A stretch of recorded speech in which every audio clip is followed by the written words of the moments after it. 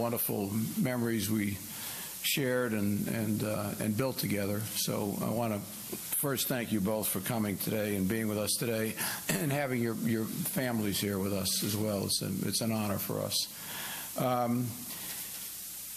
Want to celebrate for a few minutes the careers of two great Falcons, Roddy White and Michael Vick. And our franchises, as you all know, go back to 1966, and we have said this many times, is that we're a family, and our franchise goes back all these years, and all these players that started with us in '66 and through 2017 and beyond are part of that brotherhood and part of that family. And these two gentlemen represent some of the very best of those 53 years. We're grateful to have a number of Roddy's and Mike's teammates here today. I see Matt Ryan back here and Matt Schaub. The Schaub twins showed up. Thank you very much for being with us today. And I also want to personally thank, your family, Michael, for being here, and Roddy, your family, for being here. Roddy was a surprise. He was telling us upstairs that he didn't expect his whole family to be here, but they're here. Not all his children, but his family is here with him, who I've got to know a little bit over the years. Roddy has children in New York and Phoenix and Alabama and in Atlanta. So I said, well, he said, I do this every day. I said, by telephone? He said, no, by plane. So he's constantly with his children. I know Mike is a very devoted father and spends a great deal of time with his children. And your wife has told me it's not a surprise, but we can announce that she's pregnant. So we're very, very excited about that and doing it like that. So let me take a minute and talk about Mike. Clearly, Mike was a very special talent in the National Football League. And I remember one time, amongst others, but one particular time, I was coming down the elevator with Steve Young, a Hall of Fame quarterback. And Steve said to me, he was a great student of Professional Football League, going back, almost 100 years now. And said to me, Mike has more talent at that position than anybody who's ever played the position. And Steve was a fan of Mike's, and used to come to practice and watch him play and what have you. And so that obviously meant a great deal coming from him. For many years, Mike thrilled Atlanta in so many ways. The highlights, whether we won or lost, you could count on ESPN Monday morning that Michael was going to be on it. Hopefully our team would be on it in a positive way, and it usually was, but not always, but Michael was. Michael is NFL's all-time leader in rushing as a quarterback. And he's the only quarterback to ever rush for more than 1,000 yards in a season, and that was in 2006. He was four-time Pro Bowl player in the 6 seasons in Atlanta, 11,500 yards and 71 touchdowns in Atlanta. I will say this, that 11,500 yards is Matt Ryan does about half of that in 1 year now, so the game has changed a little bit. But Michael was also, beyond being a great player, was very important to myself and my family. We've always had a very special relationship with Michael. My son Joshua was sitting here in the front row with my wife and Drew, Angie's son. Josh was 5 years old when I bought the team in 2002. It's hard to believe when I look at him now that he was ever 5 years old, but he actually was 5 years old at one point in his life. And Michael was on the cover of Madden in 2004, I think we agreed. It was 2004, a couple of years after I bought the team. So Josh would have been all of 7 years old. And I still remember Josh and Michael playing Madden, and Michael, doing a variety of things on the screen, and Josh would do a variety of things on the screen, and Michael would get frustrated and say, that's not what I would be doing, that the game is not, it's not, and Josh would be playing against him, et cetera. So they've always had a very special relationship. And I wanted to touch on something that I know is a question for some people, not for me, but I think it's time to deliver, I think, a message on behalf of Michael, and I want to do it for myself personally. much of what our family foundation does since 1995, and we've granted probably close to $400 million in grants since then, have to do with second chances and third chances. People in a variety of circumstances that have made choices that they wish they didn't make for a variety of reasons, and had an opportunity to restart their life again. And with the aid of our foundation, with the aid of agencies, the aid of their family, they've been able to do that. Michael, I think, and we acknowledged this when Michael, and I saw a picture of Roddy when we retired the Georgia Dome, got a great recognition from our Atlanta fans. Everybody was standing in the Georgia Dome for these two gentlemen. But particularly, I want to say something about Michael in that regard. Michael, like everybody on the face of the earth, 7 billion plus, 707 million living in Atlanta, has made a mistake in his life. It starts with the person who's speaking now. But life is really all about learning from your mistakes, redemption, learning to be a better person, and moving on and making a difference in the lives of other people. And there are many people that I know in life that have done that. I would say none more than Michael Vick. Michael, not only in terms of animal rights, but I would say at least as important in terms of children, in a whole variety of ways, speaking to kids in school settings, in church settings, and a variety of other ways and means, talking to them about, despite pressures they may have within their family, despite pressures they may have from peers, despite pressures they may have from society, despite pressures they may have from institutions that they're involved with, et cetera, is that he is a living example of how you can make a better choice. And coming from you, Michael, that means so much to these young people that today are influenced in so many ways that are not always positive. You've obviously had that experience, and people can relate, I think, in a very powerful way to you in that way. So I want to thank you for all the people that you have touched since your bad experience, and have made a difference in their lives, because there are thousands of young people that you've spoken to that are making different choices today because of your words of wisdom and your spirit and your guidance that you've given them. So I want to say thank you on behalf of them to you, and for all of us as being very, very proud of that aspect as a part of the Falcon family.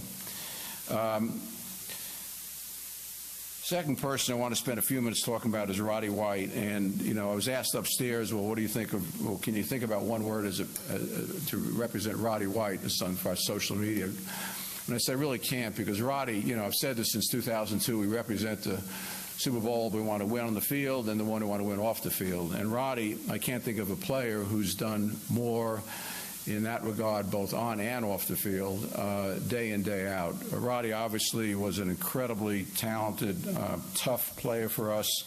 Had a wonderful, wonderful career. He's Falcons' all-time leading receiver, in case we've forgotten that. I know that Julio may have forgotten that for a moment, but actually Roddy still holds that record.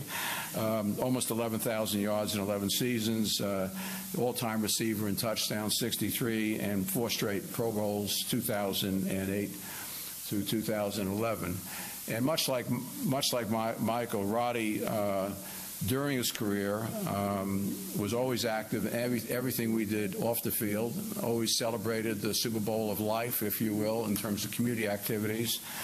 And there's such a long list here of things that he's involved with now in terms of his Keep the Faith Foundation, annual football camps. It's hosting close to 300 kids to date, back-to-school drives, annual mentor days, taking over 100 kids to NFL games over the years, Christmas for kids that are underprivileged, to serve Thanksgiving dinners since 2012, has provided football equipment in South Carolina, here in Atlanta, and provided scholarships for children starting at age 4 to both 2-year colleges and technical colleges, and the list goes on. So one of the great stories about Roddy, which he doesn't even know that I really know about it, we had an event, Angie and I had an event at our home last fall, And the mayor came with his wife, and Kasim was sitting next to me, and he said, "I just got a phone call yesterday from one of your players, from Roddy White." I said, "Oh, yeah, what?" You know, he said, "Well, this is when the Black Lives Matters drive was taking place in Atlanta, and there was a lot of drama around that issue, as there should be." And I got a phone call from Roddy White. He just wanted to know, is there anything that I can do, him, Roddy, that is, to help the situation. So the point of that is that everything this man has done with great humility. And it's not about him. It's always about, how do I be of service to others? So it's another great example, as in the case of Michael, about an outstanding football player, but a great person as well, in making a difference in the lives of other people. So here he called the mayor, didn't call his owner, didn't call the coach, didn't call anybody else, just as a quiet phone call between himself and the mayor, and saying, you know, how do I help you at a very difficult time? It was not based on publicity. There was nobody here that's on camera today was aware of that, and I was not aware of that story. But that tells me again the kind of person, Roddy, that you are.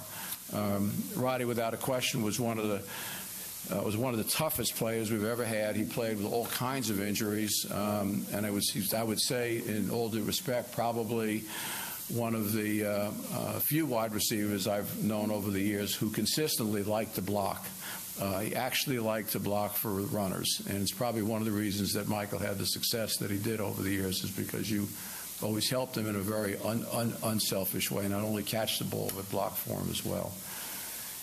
He also gave my son a nickname called Franchise. One day, Joshua, who was probably about 5 to 7 years old again, or 8 or 9 years old at that time, came home one day and said to me, "I have a new nickname, Dad. What is it?" I said, it's Franchise. I said, "Well, where did that come from? It didn't come from your father." He said, "It came from Roddy White." And he said, "Roddy now calls me for Franchise." So but that's very much what our team, when it's at its best, connects not only with our fans, but with our families and with each other, with young people, and has that kind of effect on their lives. So I'm very honored that they're both here today together. I want to thank Matt, you, and Mr. Babineau, who's hit with us today as well, had a wonderful career for us, with us. Here as well today, and we've got a couple of ex-players, retired who actually are retired, have been retired. I'm going to say a few words as well, but thank you very much for everything that you both have done for us, and we appreciate your support of Atlanta. We appreciate your support of our current football team. We appreciate your support of our soccer franchise as well. They're both coming on Sunday with their families to the game, so we're excited about that too. So. Thank you very, very much. Thanks. Okay.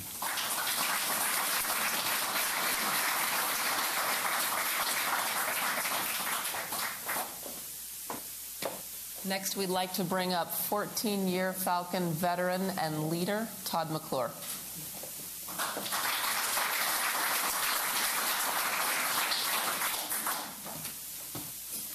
How y'all doing today? Good to be back in front of this podium. I know when I was here several years back, it was a great moment for me, and I know it's a special day for these guys right here in front of me. When I received a phone call last week, Kevin Winston gave me a call and said, "Would you like to come introduce Mike Vick at the press conference?" And I lost my breath for a second, because this guy has meant so much to me over my career, and of course I said yes. And immediately, once we got off the phone, I called my wife and told her all about it, and I probably couldn't talk. I was talking so fast because of the huge honor that I felt like it was to come introduce you today. So thanks for having me today, Mr. Blank, Rich, Kevin.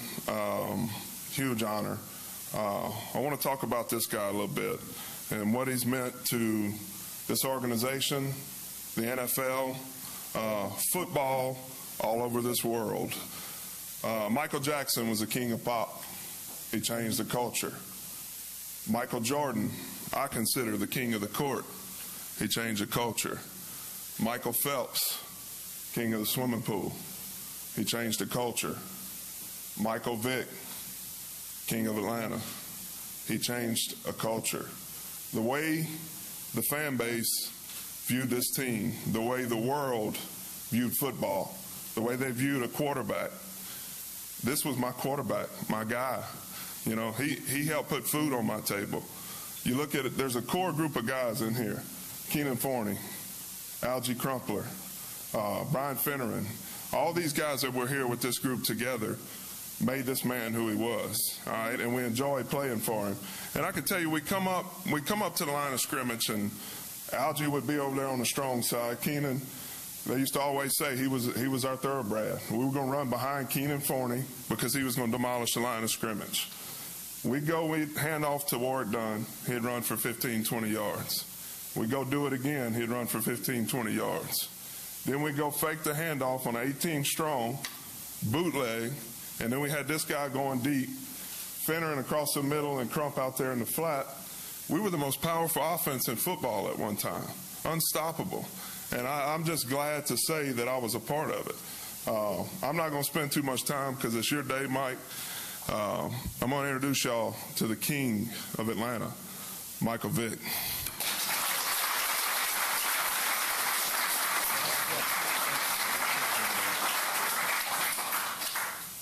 Mud Duck. Mud Duck, I'll forever be grateful for every down that we ever spent together. All the moments that we was able to be in the huddle together, talking strategy, film room, everything that consisted of, playing championship football. And there were times that we did and there were times that we didn't, but we got it done. And I would say that I was closer to you than anybody that I've ever been closer to in the game of football. Not because you was in my center, but because, we spent that quality time together making sure that it wasn't going to be any fumble snaps or any miscommunication at the line of scrimmage and the things that meant the most to making our team go. I got a lot of notes here, but I won't look at these notes. I'll probably just say what I feel at the time because, I think that's what's important. I might glance down, but bear with me for a second. I'm very excited and elated to be here. This is a great moment for myself and my family, and, never thought that this moment would come. It's been some great times, some very thrilling moments in the Georgia Dome, off the field in the city of Atlanta with me being here. And, I really cherish those moments. I'll never forget them. Great times. Really couldn't do it without the help of my teammates. The guys who were here, Keenan Forney, Algie Crumpler, of course, Roddy. It's an honor to be able to share this day with you. Brian Finneran, Jonathan Babineau, we had maybe 2 or 3 years together. But from the time I left, the city of Atlanta, with everything that I went through, I was able to sit and watch you guys develop as young professional football players and turn out to be marquee players for this franchise. And, all we ever talked about was team leadership, wanting to be the best, wanting to be there for the next generation, wanted to make sure that the next man up, always was accountable and ready. And I think as I left and went on to other things and other opportunities, I was still rooting for you guys and still had an opportunity to watch you guys do some great things. And, I want to take my hat off to you, Roddy. We had so many conversations in 2005 when you first got here. And, all we talked about was becoming a leader and you being the best player that you can be at all possible times and being an example for the next man to come after you, because you knew that, longevity, is not always on your side. And I watched you help a young guy like Julio and the rest of the receiving corps, along with Brian Finneran, change the game in terms of making sure that the receiving corps was the best. And I can tell you spent a lot of time and effort. I understand that, it wasn't easy. We know how this game can be, but you got it done. And I want to take my hat off to you and all my teammates here, whoever blocked, got a first down, caught an interception, you know, anything that you ever did in relations to a contribution to help our team have success. And, you know, Mud Duck said it, Todd said it, you know, a lot of you guys can, you know, help me in terms of my success, but really I couldn't have done it without you guys. You know, like I said, for every block, every tackle, every catch, you know, it was always reciprocated, and I always wanted to do my part. I want to thank various people, and bear with me if I miss anybody. I want to just kind of take my time and thank all the people that I need to thank. I start off with my wife, Kiafa. Thank you for being there for me, you know, in the most trying times in my life. Being able to wake up next to you every day has been a blessing in my life. And watch you take on a leadership role as a parent, as a mother, has been extremely important to me. And that's the reason I can get up and, you know, continue to live the American dream every day. So I want to say thank you for that, baby, and continue to do what you do. I love you. To my mom, thank you for being there. You know, the hard work that you've put in over the years, the unconditional love that you've given me, the tears, times where you still treated me as if I was a 15-year-old kid, you know, are the moments that I appreciate now. You've done some remarkable things in my life, and I'm pretty sure that I wouldn't be able to stand here as a proud young man without your help. I'd like to thank my brother and my two sisters for always supporting me and being there for me. You know, for whatever guidance that they could give, you know, was certainly appreciated, and I always tried to reciprocate that. To my kids, Jada, London, Mateus, I don't know if you're watching right now, but if you are, I just want to thank you for being patient. Patient, you know, as a father, you know, spending so much time away, you know, trying to be accountable, trying to be the best dad that I can be is not always the easiest thing to do, but I manage. And with the help of Kiafa, the help of your grandmother, you know, we're able to accomplish some great things. So continue to bear with me, and I love you guys more than you ever know. To my coaches, that, you know, anybody who ever coached me, Andy Reid, Jim Moore, Dan Reeves, who drafted me in the beginning. I want to thank you guys. Mike Tomlin for giving me an opportunity. Rex Ryan, you guys, you know, really gave me an opportunity to extend my career and do some remarkable things, and I'm very thankful. Roger Goodell, Tony Dungy, just so many. Kevin Winston, Rich McKay. Rich gave me the biggest deal at the age of 23, and he promised me at the beginning of the 2004 season, he said, Michael, if you do everything that you're supposed to do, then I'll make sure I bless you with the contract that you deserve. And not one time during that season did the money become a primary focus. It was always about winning and my teammates. And come that November, Rich came through on this promise, and got me that contract that maybe I did deserve, but I couldn't have done it with the help of my teammates. And Rich, you just don't know what that did for me and my family. So thank you.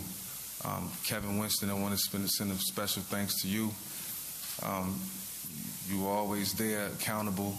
There were times where I didn't, you know, feel at my best, you know, in terms of, you know, human being and where I was at and my conditions, and you know, just frankly saying that being in Leavenworth and times where I was down, and you know, I would get a call from the front office, and you know, it would be you on the visitation schedule, and you just don't know how much that meant to me in times where, you know, things were really dark, and you know, it was the devastating lows. You were there, and you know, I can't say enough. To my high school coach, Coach Raymond, I appreciate everything that you've ever done. Frank Beam, I appreciate everything that he's ever done. And you know, it's been a great ride with everybody that I tried to name or take into consideration in terms of their part of helping me out. But at the end of the day, I think it's most important that I thank Mr. Blank, and the Blank family, you know, for everything that they've done for me over the years. Arthur being there, being so considerate, you know, being passionate with me as a young man, you know, not knowing, you know, certain ins and outs to life, and not always leaning on your expertise in certain times, but still remaining patient. And I think that speaks volume in terms of your character, you know, your patience with people, and a young man that you really didn't know from a can of paint, but gave an opportunity. And, you know, I know that contract would have never, you know, came through if it wasn't for you giving the clearance on it. And I know Rich, you and Rich played a big part in that, but I just want you always to know that, you know, my love for you will always be unconditional. It will never change. For you, Josh, watching you grow into a young man is unbelievable. I look forward to seeing you doing some great things with your life. And, you know, anytime you ever need me, I'm always a big brother who will be there for you. And if there's anybody that I missed, like I said, I wanted this to be as genuine as possible. But, you know, the thing is, I'm here today as a retired Atlanta Falcon, and I can live with that forever, and I'll forever be grateful. Thank you.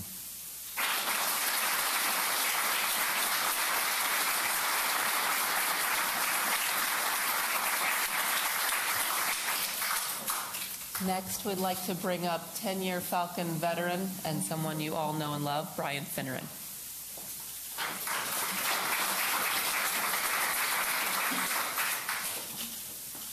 All right, thank you. I got a chance to play football with both these guys for about 5 or 6 years. Some of the best years of my life, for sure, were with Michael Vick at the quarterback position, and gave me an opportunity to not only try to win some games, but get some SportsCenter highlights as well. So it was a pleasure playing with you, Mike, and the things we did together were the top of my list in my career in the NFL, and kind of probably kept me in the league longer than I should have been if you ask some the management around here anyway. So Roddy, so I'm ecstatic to introduce Roddy White, the best receiver in the history of the Atlanta Falcons franchise. So I saw him upstairs, and it started off almost like our careers started off together in Flowery Branch, where I said, I can't thank you enough for choosing me to introduce you. And he's like, Roddy, I didn't pick you. So I had speech A and speech B, so I'm going with speech B. Roddy White, 27th pick in the 2005 NFL Draft. A tough start, to say the least. A guy that had all the tools in the world, and for a guy that didn't, and myself, it was tough to watch at first. But you talk about turning it around and figuring something out, and I don't know if it was Coach Moore or Paul Petrino busting his ass in practice, or Joe Horn coming here and lighting a fire underneath him, or whatever it was. Matt Ryan certainly helped as well. But he turned his career around in an instant. In his first 2 years, I think he had 59 total catches and 3 touchdowns. And something clicked. I don't know if it was me yelling at him every day in practice, or finding him in our meeting rooms and yelling at him for being late, or whatever it might have been. Something clicked, and he rattled off 6 straight seasons of over 80 catches, over 1,150 yards, and over 6 touchdowns. And it was as special as it gets. He is a phenomenal athlete, 4 Pro Bowls, first-team All-Pro in 2010. All-time leader. Let's go through a couple numbers and get out of your way. 808 catches, 10,863 yards, 63 touchdowns. Consistency, production, toughness, grit, strength, power, attitude, swagger, mixed in with a little bit of crazy. And you have the best receiver in the history of the Atlanta Falcons franchise, and there's no doubt about it. I don't care who's playing today. He better play another 4, 5, 6 years to do what Roddy White did in this city and for this football team. Roddy White played hurt. He played banged up. He played with passion. He played with emotion.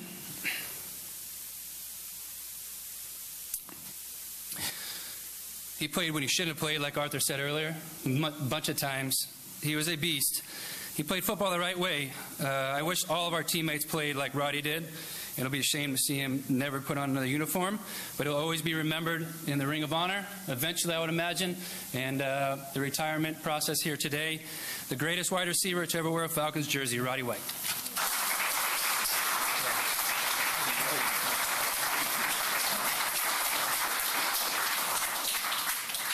He trying to make me tear up.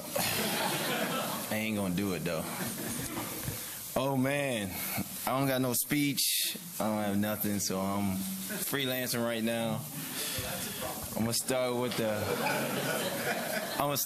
the thank you list. All right. First of all, I want to thank my mom, who's right here and right next to me, for me being in this position, because without her and all her sacrifices that she did over the life, working hard to get me to college, and from there to get me to the NFL, and when I first get into the NFL, for handling just about everything that I possibly could throw at her, from bills to mail to cleaning to grocery shopping to everything that I could get out of her, and she met every goal and every expectation, from there. Second, I would like to thank the rest of my family who is currently here, my mom, my grandma, my granddad. My grandma just turned 90 years old a couple weeks ago. So, but for their support system, they helped my mom along the way to get me here, and it was just a special team, and they helped me, get to this point in my life, and I really do appreciate everything that y'all done for me. And there's no way I can pay y'all back, but I'm gonna keep trying. Second on the list, I'm gonna go through the organization of all the special people that really meant something to me. Rich, starting with you. You drafted me 27th overall, and you had a lot of confidence and a lot of faith, in me. And I know it was rocky in the beginning, and it didn't look good, but eventually we turned it around and got it going.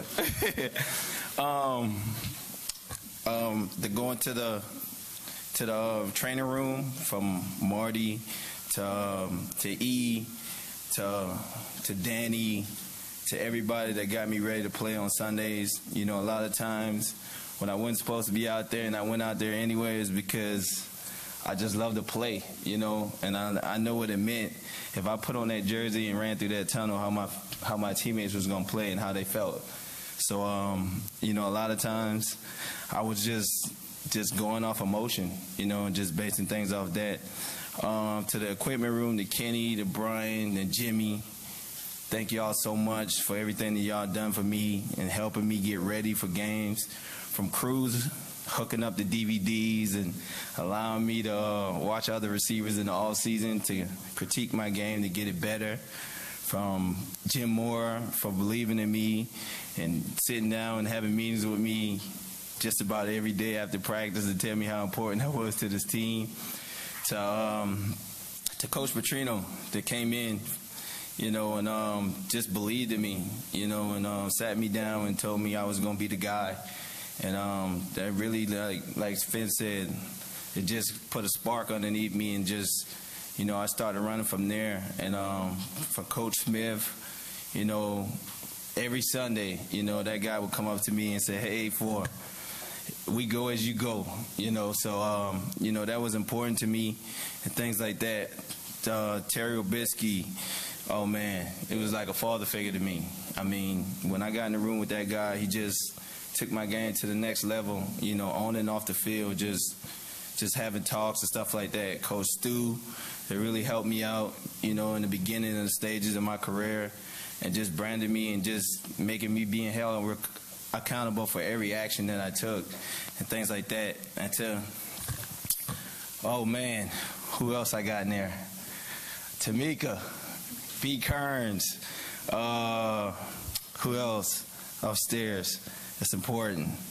Just everybody. But last but not least is my man, AB. I love you to death, man. You changed me and my family's life. And you did so much for me. From the first day I met you, you told me this was going to be a family environment, and every day I walked through that building, that's how I treated it. Like, everybody in there was my family, and I loved them. And I expressed that each and every day by me showing up to work and just caring. I'm going to miss that locker room forever, because that was my sanctuary. And I loved it so much, just being around there. A lot of times I didn't leave. I stayed in there. A lot of long nights I was in that facility, and that was part of me. This brand, this organization. And yeah, I did give Josh that name, franchise. I watched him grow into like a man, like literally, like from 9 years old all the way to now, to where he's in college and things like that. And just watching him grow, man, and he's gonna be special. He's gonna do a lot of things, later on in life. But I mean, I just want to thank everybody. K-Dub, thank you too, man, for everything that you've done and everything. Hey, Miss Barber, how you doing? Thank you for showing up. So, I mean, I love you guys, man. Everything that y'all done for me. Now that I got through the thank yous, a little bit about, what this means to me, man. It means so much to me and my family. To be from South Carolina and just have a dream as a young kid to always want to play in the NFL. And didn't think I was going to get this far, as far as how many years I played and, how good it was, and, through the good times and the bad times of going through players and things like that. And I didn't forget all my players, too. I love y'all. From Babs, that's my running mate. Me and him came in together. 05, we the 05 club, and we lasted a pretty long time, man. We did our thing. From Matt to Julio, you guys are just, you like family to me. It's like y'all my brothers. I'd do anything for y'all. And now on the field, I mean, I had a great time. I mean, the Georgia Dome was like I said, my sanctuary. I mean, I love coming out of that tunnel.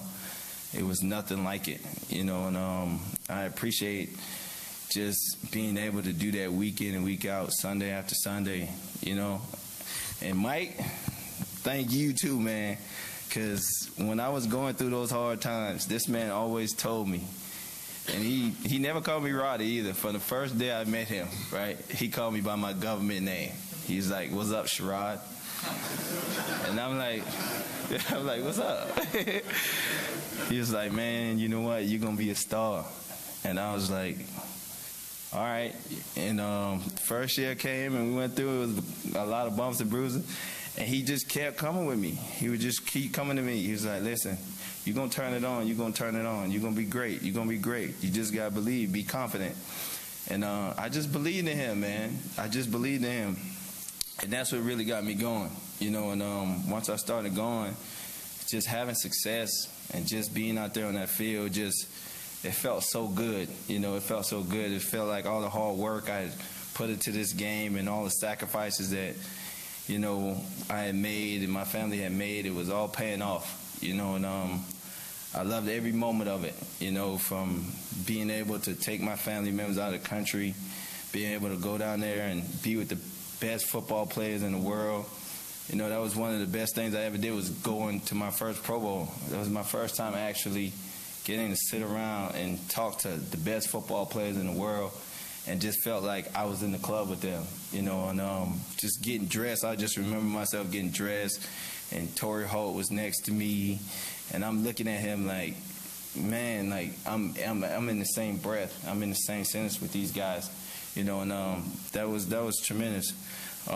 We had some really good games in the Georgia Dome, playoff victories. I remember the Seattle game like it was yesterday. I could replay every play from that game and us winning, and I just replaying like the smile on your face, when he made that field goal, and just how happy our organization was, and everything, man. And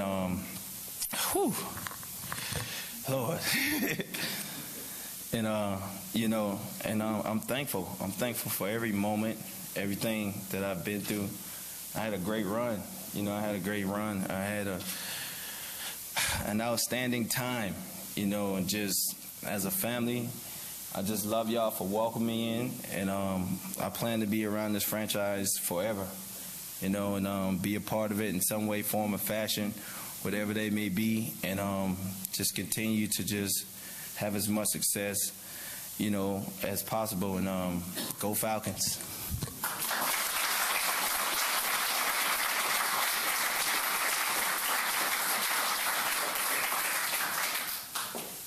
So before we open it up for a Q&A, I'd like to bring up Roddy and Michael. and Mr. Blank, and we'll do a quick photo opportunity.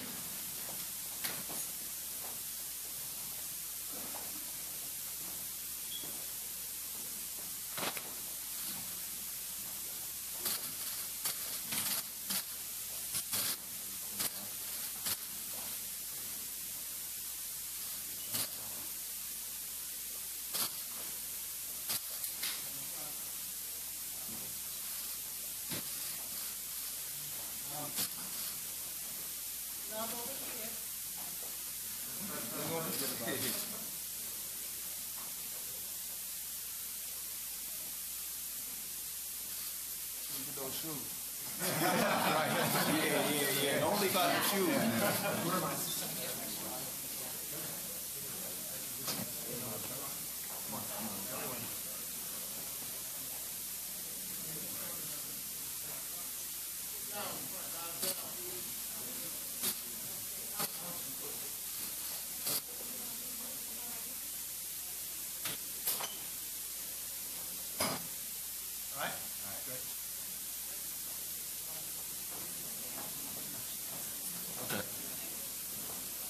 I think you're gonna need this.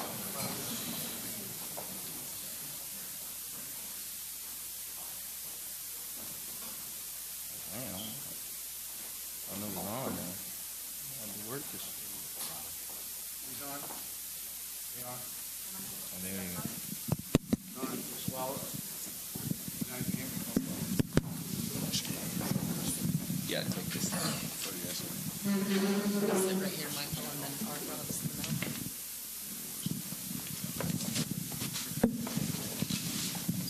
So, yeah, I'm going to take the first prerogative because I've watched Coach Quinn and I seem to have gotten, at least I've gotten one thing correct.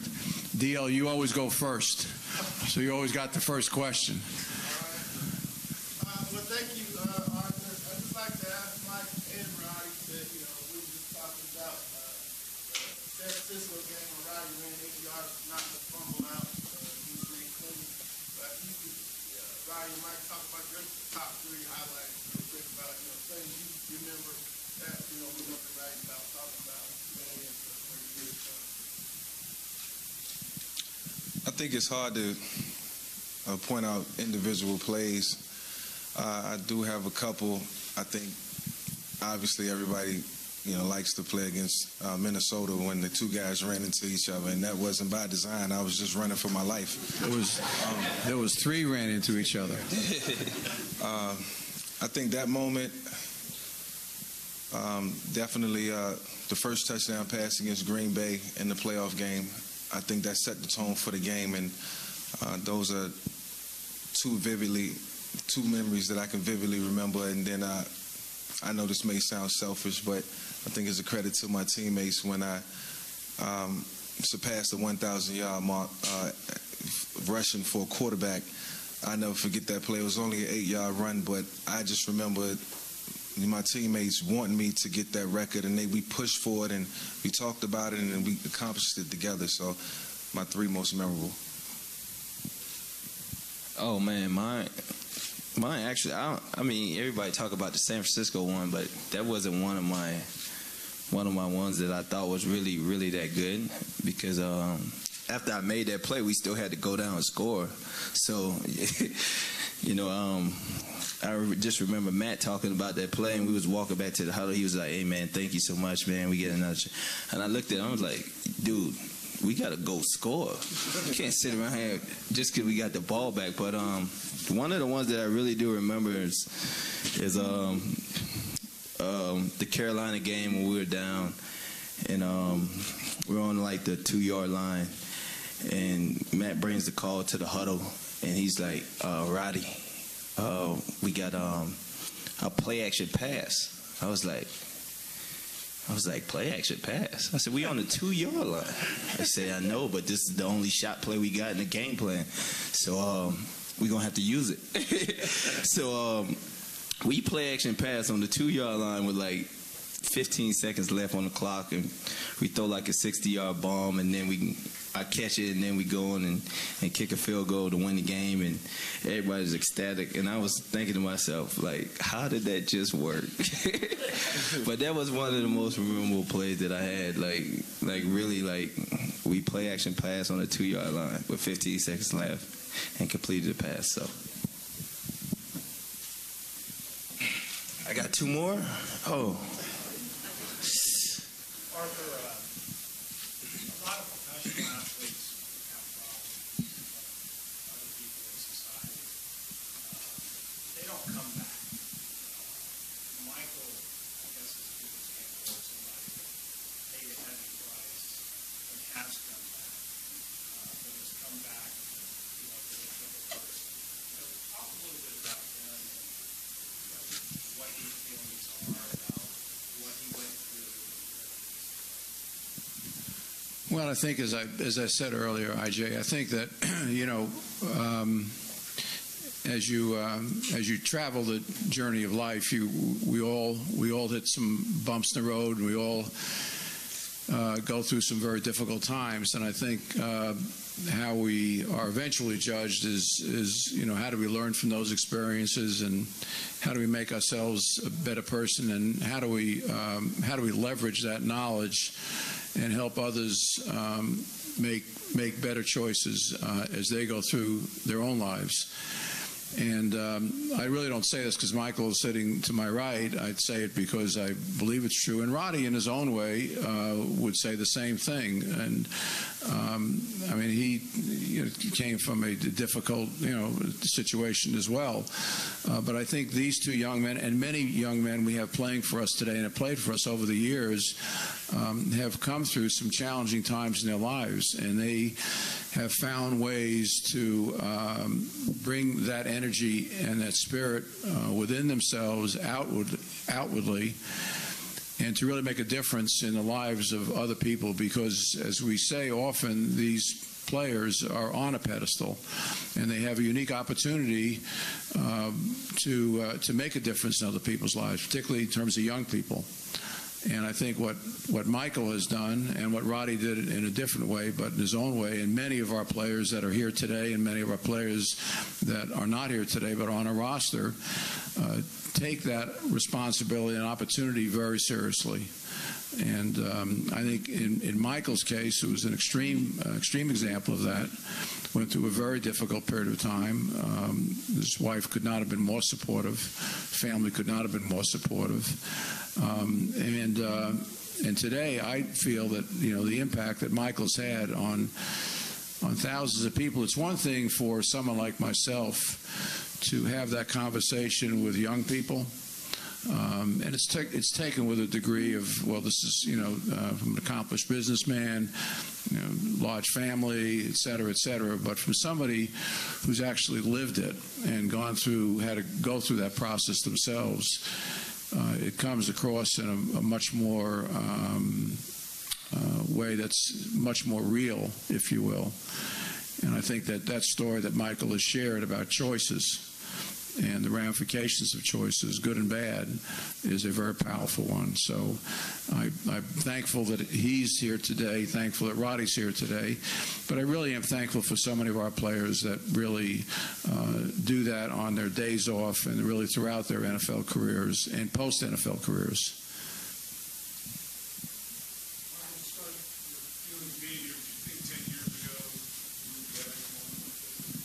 Never. I never thought,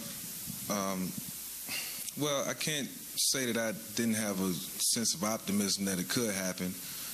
I always thought about it, and I've always known that the people here in this organization was genuine. They were real. They understood, my background, my story, but never allowed that to be an excuse. And I didn't either. So, I can't say I didn't, but, it's always the thought that it may never happen, and things that I did want to happen in terms of my career, that was on my bucket list, so to speak.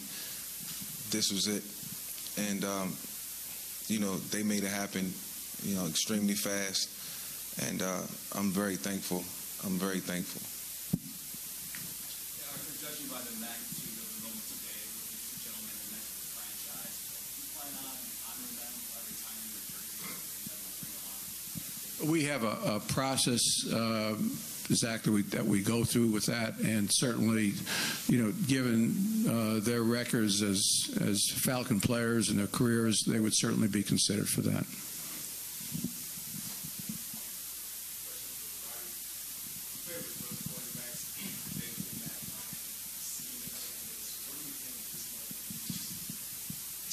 It means a lot. When I first got to Atlanta in 2005 and Mike was here, like Todd said, it was like this man changed the culture of Atlanta and football in Atlanta. I've never seen people root so hard for one individual, to win and be successful as they did for Mike. And Mike was he was like a god in Atlanta. It was like everywhere he go, he couldn't go anywhere. So most of the time he stayed home, just watching Mike and just seeing how he did everything and how everybody got behind him when he went through his situation, and then it got to Matt's turn. I was waiting for everybody to, gravitate to Matt the same way, and now at the pinnacle of his career and what he's accomplished, now you see he's a god, he can't go anywhere, and that's just how franchises are. You go from one franchise quarterback to the next, and if you win and you're successful, they get behind you and they go, and Matt's doing a good job of that.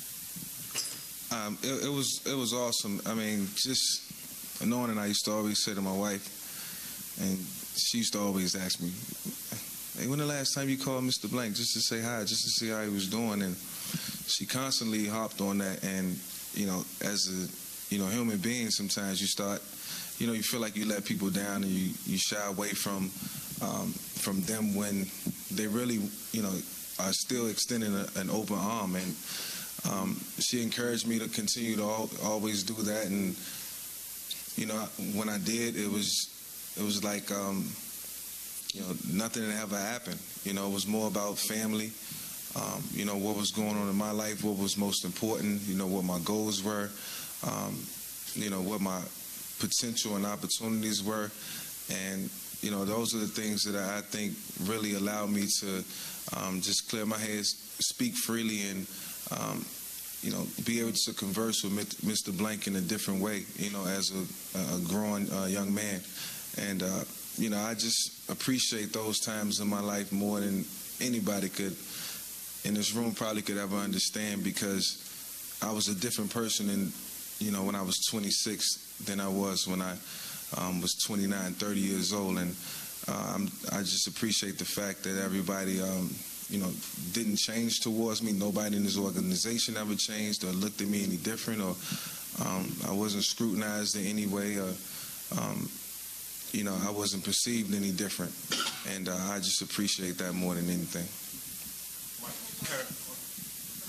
that same subject, was there a specific conversation that you had with him after the fact, after all that, what happened, that told you he still had your back? And well, remember that?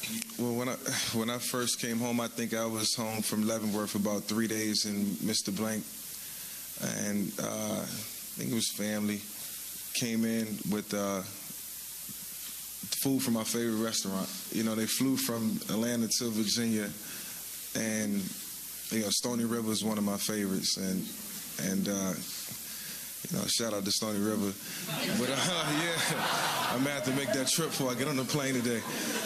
But Mr. Blank, Mr. B, he brung food in, and for me and my family, we sat and talked, and we just had a good time. And yeah, maybe I shared some of my experiences, talked about what I've been through, but it was all forward thinking from there. And you know, it was never about, you know, the past. You know, Andy Reid, Roger Goodell, Tony Dungy, and Arthur always said, we are moving forward from this point, and we're not looking back, and that's what we did. Yeah, I remember that as well, and I knew what Michael liked from Stony River because I'd eaten there with him on several occasions, and there's another plug for Stony River. So, but anyway, we and I've taken my wife there a number of times. We do enjoy it, but it gave us a chance, I think, that day to really just be connected again as human beings and as parents, as family. To reflect and really to talk about the future. And I've felt really from that day forward, I mean, I could feel it more closely from that time, not to say it didn't happen, you know, the year and a half before, that this was a man that was committed to making a difference in the lives of other people and would have purpose to his life in a different way, and to try to explain to particularly young folks the opportunities of making different choices than they might make under other circumstances. And that meant a great deal to me. And then Michael, last fall, he called me and just out of the blue and just said, I was just thinking about you, and maybe this was Kiafa. That was me. That was you. No, it was you on the phone, but maybe a little encouragement from Kiafa. But Michael said, I just called, so I just wanted to tell you that I love you. And that meant a lot to me. It meant a lot to my family. So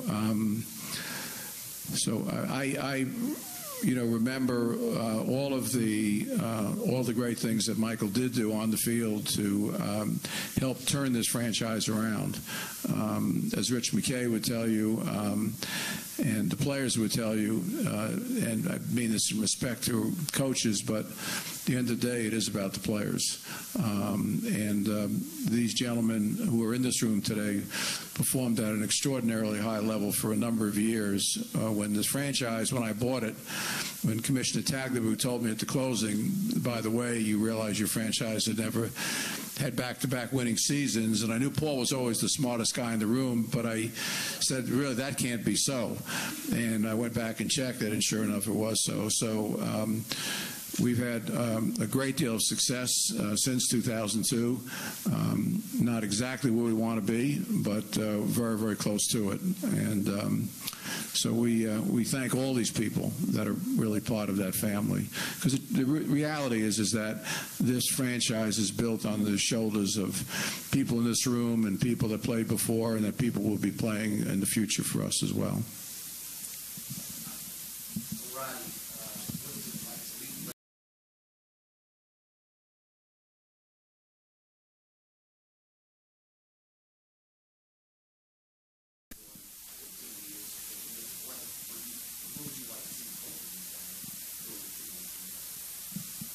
That sounds like three questions, not one, but we'll try to get them all in real quick. I tend to be the wordiest, so I'll leave mine to last, but Roddy, go first. Oh, man, I forgot the question. Okay, well, you get a chance to go third. Okay. I think it was just a learning lesson for me, going through head coaches and going through changes in the organization. And just being able to make it through each change was kind of special on my behalf, because you never know what can happen. And I just wanted to come through and just do my job, just do it at the highest ability that I could each and every year, and on the way get other people ready to play too, and that was, I felt like that was my calling.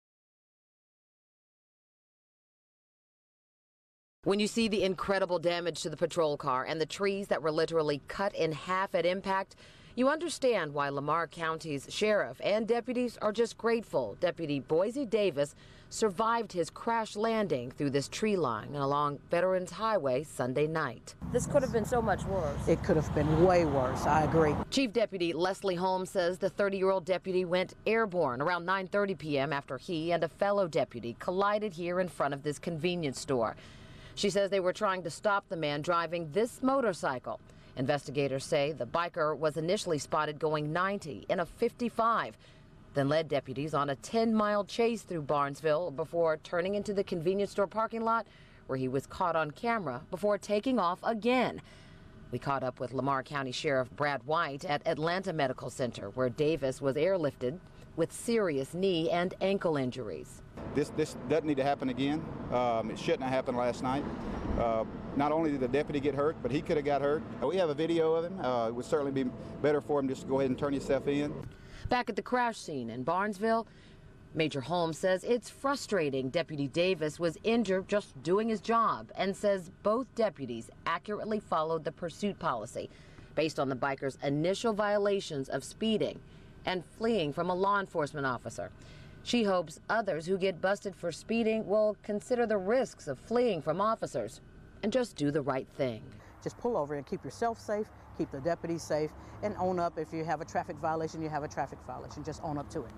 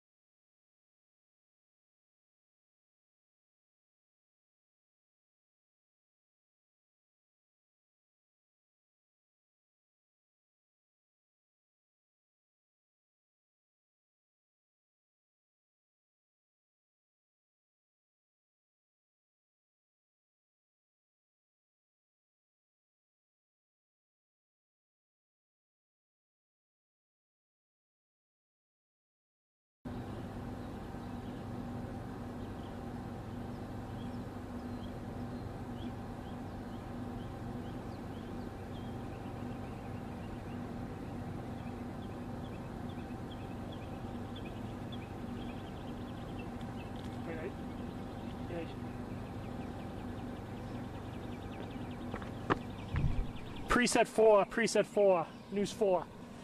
Mic check, 1, 2, 3, 4.